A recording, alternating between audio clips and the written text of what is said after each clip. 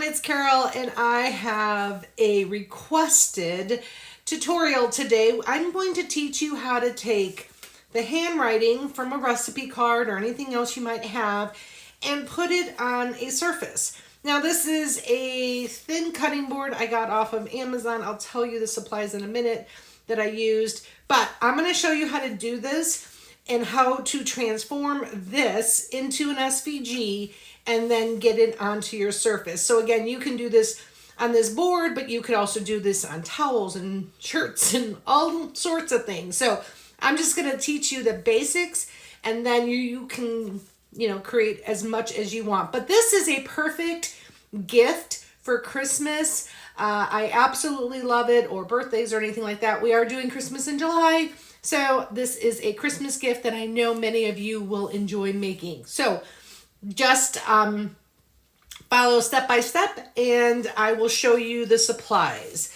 So first you're going to need your recipe card. Okay, so this one I have, this is Bill's grandmother's or grandpa's actually, barbecue sauce for Sloppy Joes. I think we have this on the blog. You can go check out this recipe. It's very good Sloppy Joes. And then to make the board, I'll talk about the board first because I may get questions on that. So I did a technique which I absolutely love. I always take the burnt umber with a baby wipe. So you can get baby wipes. And then I just put the burnt umber and wipe it with a baby wipe. If you don't have baby wipes, you could simply put it on there and use a damp paper towel. It works the same, but it's like a faux stain that you put on your board. Then I went, green is very popular lately. I used the color Celery by Waverly, and I just put that. And I really just did a very thin coat, almost as the paint was a little watered down so that you can see some of that brown coming through, okay? And I have a board here that we're going to be working on so you can see. I kind of even left some of the areas, just kind of gives it that rustic look. But you can paint your board any way that you want. We are going to be using heat transfer vinyl on this project, and I'll explain why in a minute. But this is the board that I'm using to make this project. So that's what you're going to need to make the board. Oh, and then some jute I had on there that you can get anywhere. Now, as far as Cricut supplies, you are going to need, cutters optional, but I like my cutter. Heat transfer vinyl. Now, I'll talk about this in a minute. I use my brayer to get my heat transfer vinyl down, and then I'm using my green mat. So that's what we're using for the Cricut portion of the project. And then I also do have my mini press, but if you have a regular press or an iron, this would work as well. Okay. Now, the reason I'm using heat transfer vinyl, the words, usually when you're looking at handwriting, the words are very tiny, the lines, the spacing, all of that. Heat transfer vinyl is easier to weed, in my opinion. Vinyl is harder to weed when you have such intricate letters and curves and all of that. So that is why I chose heat transfer vinyl. Plus, the nice thing is once you've learned this, heat transfer vinyl can be applied to wood. It can also be applied to tea towels, shirts, aprons, mitts, oven mitts. So there's so many things gift-wise that you could do by using the heat transfer vinyl. And again, it's easier to weed than vinyl, in my opinion, when you're working on such a small design. Okay, so that's what we have for supplies. Okay, so let me show you step by step on how to get this recipe card, this recipe itself, into an SVG so that you can then upload it into Cricut Design Space and cut it out. Okay, this is going to take a few steps, but if you just watch the video, you'll be able to do this. So here is my recipe card. I'm going to place it on my table.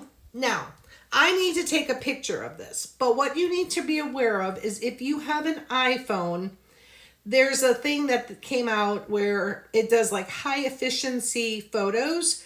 And so sometimes it will transfer your photo in high efficiency, which isn't going to work with this step. So to make sure that you follow along with me and are successful, what I need you to do is I need you to go to your settings on your iPhone.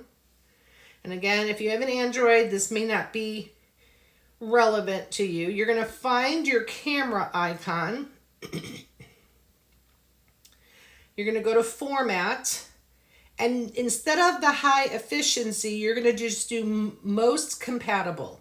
This way, it's always going to be a JPEG. And then this way, you won't have problems when you're doing this. And I ran into that because mine was set at high efficiency. And it took me a few steps to figure it out. So I wanted you to be set up for success so that you won't have that same issue. Then you're going to go to your camera. And you're going to get as close as possible to your photo without cutting it out. And hit photo. Take a picture. Now you're going to go to your picture. You're going to hit edit. And then you're going to hit, hold on, this one gives me problems too. So come up to the top here and hit this little button right next to the little pen and hit freeform.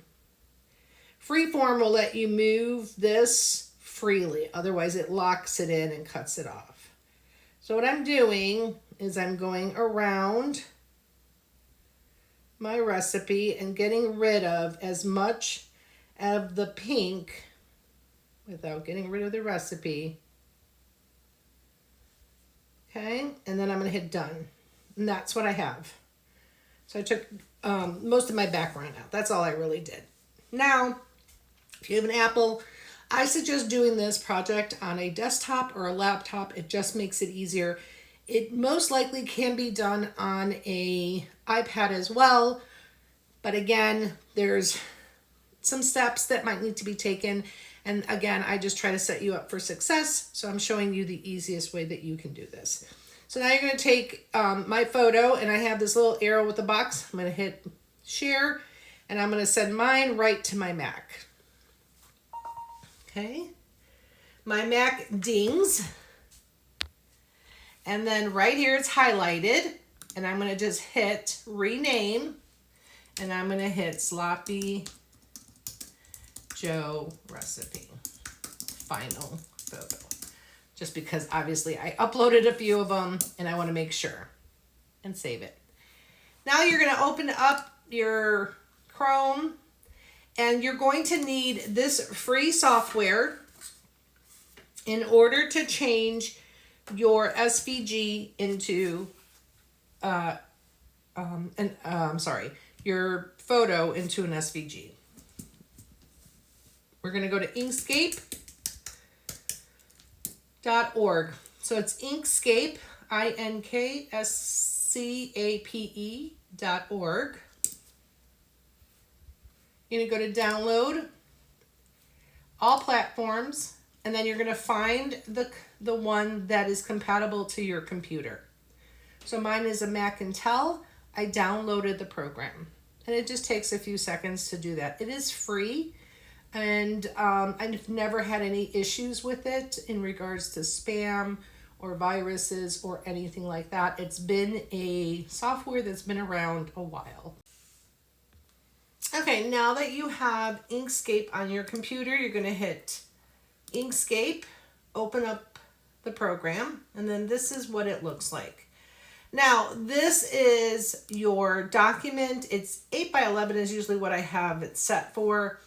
It helps you kind of visualize your photos, but again, we'll talk about that. So if you wanted to, how you control the size of this paper, which again, doesn't really matter in this place, is you go File, Document Properties, and then this one actually has an A4, and you can change it here to 8 by 11. So again, this is kind of just help you if you're looking for designs to specifically go on that size of paper. But we can always resize it in Design Space, so I'm not too worried, but I just wanted to tell you kind of where this came from. What you're going to do first is you're going to go File, Import. You're going to find your recipe. It says Sloppy Joe Recipe Final Photo. You're going to hit Open. And you're going to zoom out, view and zoom out. Okay. Don't touch anything else. It's got the little box and the arrows around it. You're going to come up to Path, Trace Bit. Looks again like nothing happened. But on the side here you have Trace Bit. I usually just leave everything the way that it is. I come down here and I hit Apply. And again, you think nothing happened, but it did. So now what you're going to do is you're going to click on your image. You're going to hold your mouse down and you're going to move an image to the side. And that is your trace bit image that you have to save. This one, you're going to highlight it and hit delete. So that was your original one. Now you're going to hold your mouse key down and move your picture up here. Now again, you can size it by holding your mouse down. It works very similar to Design Space and get it smaller, but I'm going to leave it bigger just because we're going to be working on it and I want to make sure you can see it. And we're going to clean this picture up. So to do that, see how it has all these like specks and things that are happening on there and I want to just clean it up. So I'm going to come up first. I'm going to hit Path, Object to Path. That's your first step after the trace bit. Now I'm going to hit Path and I'm going to hit Break Apart. Now don't worry about how it looks. I'm going to kind of come off with my mouse. And now everything is broken apart. So what I'm going to do is I'm going to come up here and I'm going to just, you can do view, zoom in, and all these like little dots that are just on my handwritten recipe card, I'm going to clean up. And then you can zoom out. Come here, see, so everywhere I can completely delete this, that little error where it was crossed out. I'm going to highlight that. I'm going to remove that. One of these lines, I don't need it. I can cross that off. This one is connected to the Sloppy Joes, so I'm not even going to touch that. And this one is attached to the V, so I'm not going to touch that. But if there's a little space, little dot, I'm going to just clean it up. So again, I'm going to come up to View, zoom in, right there, right there. I'm going to clean up, just kind of go through it.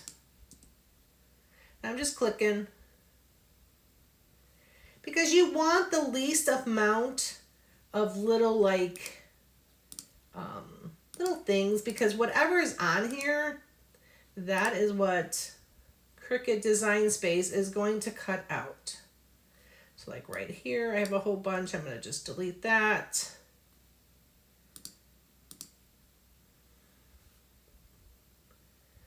I'm kind of just moving it around, making sure it's clean. Okay. And now I'm going to zoom out. And there is my area. So again, you can hold down your button like you do in Design Space and hit Path and Combine. And now it's all combined again. So then you can take a second look, make sure that there's no extra little lines or dots or anything else. And then what you're going to do, again, highlight it. What you're going to do next, usually when you have handwriting, these lines are very thin. And Cricut Design Space sometimes will give you an issue with that. So what I like to do is, let's zoom out again. While it's all highlighted, I'm going to come up here and hit. Now what you want to do is you want to highlight everything. Make sure it's highlighted. So now that we have that, you have highlighted. Come up here, path, outset, and it makes it thicker and then actually shows some more dots and stuff. So you can kind of see if I undo it, it's thin lines. So I want to make sure I highlight it again, path, outset. Now if you want to hit outset again, you can hit outset again and your lines will get even thicker, which again sometimes distorts your handwriting. So I feel this is sufficient. And while it's still highlighted, I notice I have some more little dots that came up because it's been now bolded. So I'm going to hit path, break apart, and now I'm going to come in here and delete these little dots that showed up after I made the lines thicker. So you can definitely play around, make sure it's as clean as possible. I don't think there's anything else. And then I'm going to highlight it all. Path, combine. And then my final step is path union. Everything looks good. My lines are thicker. I've cleaned up the image. Now what I'm going to do is file, save as. It automatically defaults to drawing SVG. So I'm going to remove the drawing and I'm just going to say Sloppy Joe Recipe SVG. Spell recipe right.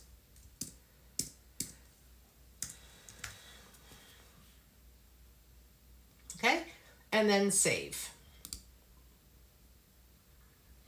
And that's it for doing an SVG. So again, take some steps, but get some practice. Start with something simple, a small recipe if that, so it doesn't have so many words and so forth. So now what we're going to do is we're going to go into Design Space.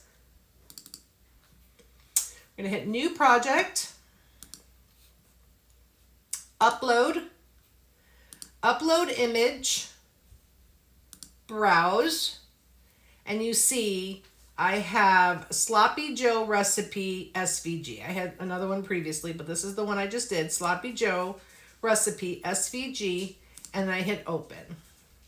It shows up this way. We're going to cut it, and if you want, you can save the image name. We're going to hit Upload. I'm going to highlight it with the green box and hit Add to Canvas. Obviously comes in very large because that's how we saved it. So what you can do, I think my max width is 5, but I'm going to unlock it. I'm going to make it a little taller. Move that over here. So I'm just basically sizing it. Now, this can be done. I'm going to be doing mine on my Maker, but you can definitely do a project like this on your Joy. The Joy maximum width is 4.5. So you can do this project. This is slightly, not very wide, but again, you could put this on coasters. Again, there's so many options, but where I got the size from, I always tell you, is I just measure my cutting board, and my cutting board is 6, and I have a lot of room here. It's 8. So let's go back into Design Space, and I always do a grid. So just take a shape, and that shape will become my guide. So under Operations, and then it was 6 by 8. Okay. Oop, I have to unlock it because it did. So 6 by 8. So this is my cutting board. So then you can see this is a good. I'm going to move arrange to back. And then here's my design. So I can then come in here and I can maneuver the size of my design. without really distorting the handwriting. You want to keep the handwriting as authentic as you can. But there is your design. And because you did everything in Inkscape, you welded it there and everything else, it's already done for you. If you brought it over into Design Space and you saw you had lots of layers, that just means you missed a step in Inkscape. You can do what we always do, highlight them all, hit attach, and then you'll be fine. Or you can just hit combine here with weld and you'll be fine. So just know you just want to do it where you're going to just cut out one image. So now you're ready to go. So what we're going to do, I've got lots of room on here, so I'm going to make sure, placement doesn't matter because you're going to place it on there. You're going to hit make it. We are doing this on HTV, which is heat transfer vinyl. You want to come here and hit mirror. This is your image. I have a 6 by 6 piece of vinyl that I'm going to need to cut, and I'm going to hit continue. I'm going to heat transfer non-Cricut. I'm going to leave my default, and then my machine is ready to go. So let's prepare the mat. So now, as mentioned, I have my mat and my vinyl. So my vinyl is a heat transfer vinyl. And the way that you know it's heat transfer vinyl is there's always like this shiny side, which is the carrier sheet, and a dull side. So I'm going to get my cutter.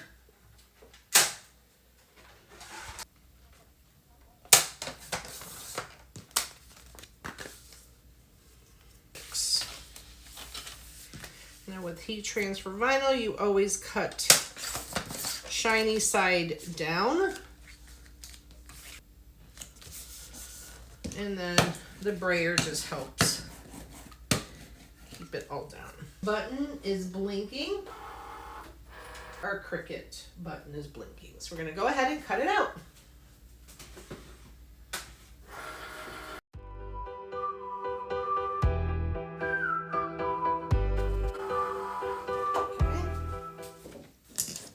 So as mentioned, basically it's a little easier to weed HTV, heat transfer vinyl, than it is vinyl when it's this intricate of a design. If you were going to do it on vinyl, even that kind of popped up, I would do the reverse weeding method, which I think I have shown you here. Okay, you just got to take your time.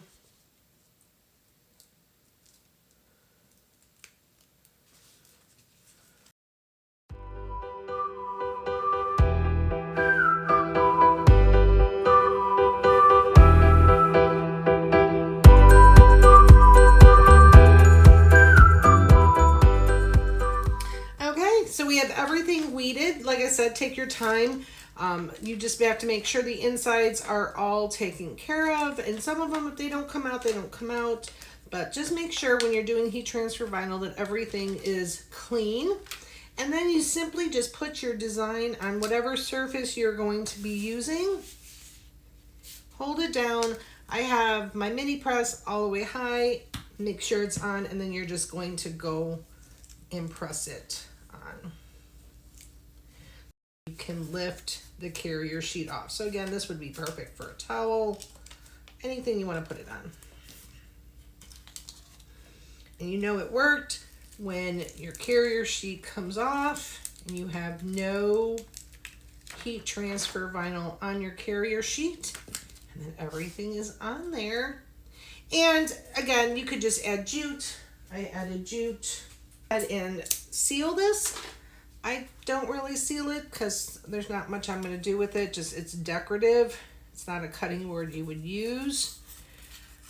But if you wanted to, you can seal it. You can seal it simply with Mod Podge. You can seal it with a polyurethane. So again, it's a decorative piece. So don't get too hung up on, you know, is it food safe or anything like that, because we're not using it for that. But You could put a bow on it. If you wanted to, you could even add more images to it from Design Space, you know, a Sloppy Joe sandwich, something like that. You could put your family name on here. So there's so many possibilities, but what I wanted to teach you was how to take your family recipes or anything else, even handwritten letters, things like that that you want to preserve, and make a project out of it for Christmas as a gift to share with your family members. So look how perfect that came out. It's the exact handwriting of Bill's grandmother that wrote this out. So it's super special. And then this would be just something I can hang on my wall, like a little wall space or something like that. So again, take your time, but it is doable. You can absolutely do this. I hope I've given you the confidence to try it. All you can do is try it. And if it doesn't work the first time, you just do it again. Practice makes perfect. But I think once you learn the technique of how to make handwriting into an SVG, it opens up a whole new world. So again, thanks for being here in the Cricut Academy, and I can't wait to see your project.